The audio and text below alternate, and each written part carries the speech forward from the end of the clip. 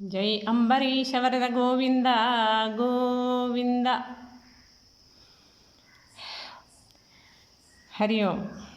ఒక మంచి కథ మనం ఇప్పుడు చెప్పుకుందాం పరమాత్మను గురించి. ఒక గురు శిష్యులు ఇద్దరున్నారట. అయితే ఈ శిష్యుడు కొంచెం అమాయకత్వం అన్నమాట. అప్పుడు స్వామి, భగవంతుణ్ణి చేరుకోవాలంటే ఏ రీతిగా కొలవాలి, ఎట్లా పిలవాలి, ఎట్లయితే మనం తరిస్తాము, ఎట్ట భగవంతుడు మనకు కనపడతాడు అని చెప్పి ఈ శిష్యుడు గురువును అడిగినాడన్నమాట.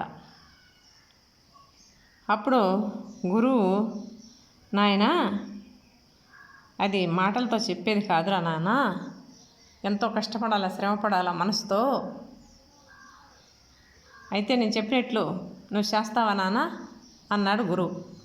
స్వామి, అచ్చిరాలా పాటిస్తా స్వామి, నాకు చెప్పండి స్వామి, నేను భగవంతుని చేరుకునే విధానం నాకు కావాలి, ఆయన చూడాలి అని చెప్పి ఈ శిష్యుడికి ఒక తాపత్రయం ఉండదన్నమాట. మనసులో తాపత్రయం, ఎప్పుడు భగవంతుని చూసేదేని అనుకుంటా ఉంటే అప్పుడు ఈ గురువు, నాయనా, మంత్రం లేదు, తంత్రం లేదు, నీ పట్టుదల, నీ ఒక విశ్వాసం, ఒక నమ్మిక భగవంతుని పైన అని చెప్పి ఈ శిష్యుడిని, ఇప్పుడు భగవంతుడు ఉన్నాడు నాయన, విగ్రహం, నువ్వు విగ్రహంలా చూడగాకు, భగవంతుడిలా చూడు.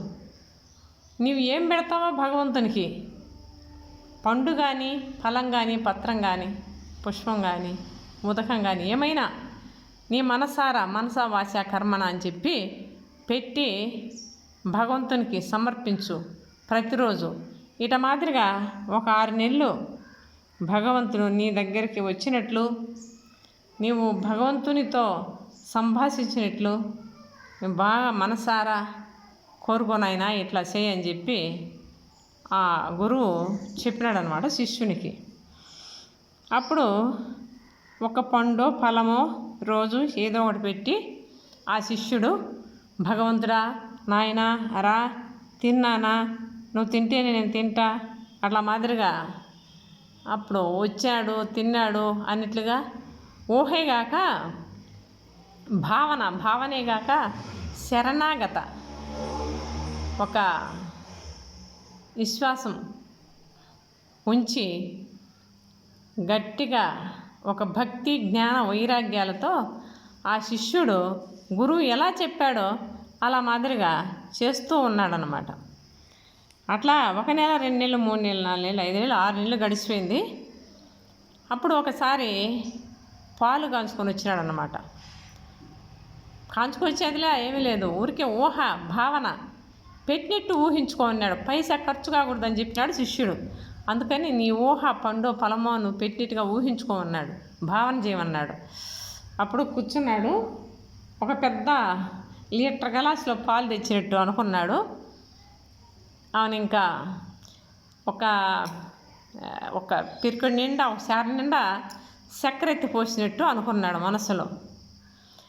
అప్పుడు ఏమనుకున్నాడు, ఒరే జాచి చక్కెర పోసానే, అయ్యో స్వామికి జలుబు చేస్తుందేమోనే, ఎగుటుగా ఉంటుందేమో, తాగలేడేమోనే అని చెప్పి మనసులో ఊహించుకుంటున్నాడు అనమాట. ఓ నాయనా, నీకు జలుబు చేస్తుందేమో, నాయనా నీకు పరిచయం పడుతుందేమో, అయ్యో ఇంత చక్కెర పోసానే, నువ్వు ఎట్లా తాగుతావు నాన్న అని చెప్పి ఇది ఒక ఇదైపోయి మదన పడిపోతాడు మనసులో. అప్పుడు మనసు, సూపు ఇంకా అన్నీ ఒకటైపోయినాయి అన్నమాట ఆయనకు.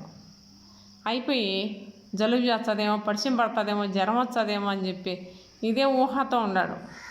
అప్పుడు భగవంతునికి ఒక ప్రేమ, ఒక కరుణ, ఒక ఆప్యాయతతో గట్టిగా చేయబట్టుకున్నాడంట పరమాత్మ. అప్పుడు ఒళ్ళంతా గగురుపాటు చెంది మనసులో ఏదో తెలియని హాయి, ఆనందం ఉప్పొంగిపోతూ, అప్పుడు పరమాత్మ, నువ్వు నాకు ఇన్ని రోజులకు దర్శనం ఇచ్చినావా నాన్న అని చెప్పి ఎంతో ఆనందంతో మహానుభావుడికి ఎన్నో స్తోత్రాలు చెప్పి ఎంతో ఇదిగా అయిపోయినాడంట. ఎంత విచిత్రమైన ఒక సంఘటన పైసా ఖర్చు లేకుండా మనం ఏగాలు యజ్ఞాలు ఇవన్నీ చేయాలంటే డబ్బులంతా ఖర్చు అవుతుంది. భగవంతుణ్ణి మనసారా ఏడుకోవాలంటే పైసా ఖర్చు ఉండదు.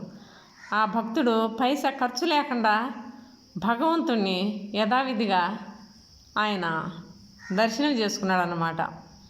అట్లాగే అందరం కూడా భగవంతుణ్ణి ఇంట్లో పనులు చేసుకుంటూ హరినామస్మరణ చేసుకుంటూ భగవంతుణ్ణి మనసారా ఏడుకుంటూ మనం కూడా పరమాత్మలోకి తర్చించుకొని చూసుకొని ఆనందపడి ఆయన దర్శనానికై మనం కూడా మన మనస్సు ఎందుకు వచ్చినామో దేనికి వచ్చినామో మనం ఏమి చేస్తున్నామో ఇప్పుడు అవన్నీ వదిలేసి భగవంతుణ్ణి చేరుకునే విధానం మనం చూసుకోవాలి.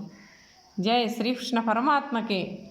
ఈ కథ విన్నంత మాత్రాన్ని ఒళ్ళు పులకరించి ఆనంద బాష్పాలు రాక మానవు. ఈ మనస్సు పెట్టి ఇట్లాంటి కథలు వింటే. జై శ్రీరామ్. మనమందరము ఇట్లాంటివి మనం కూడా చేసుకుందాం. జై శ్రీరామ్.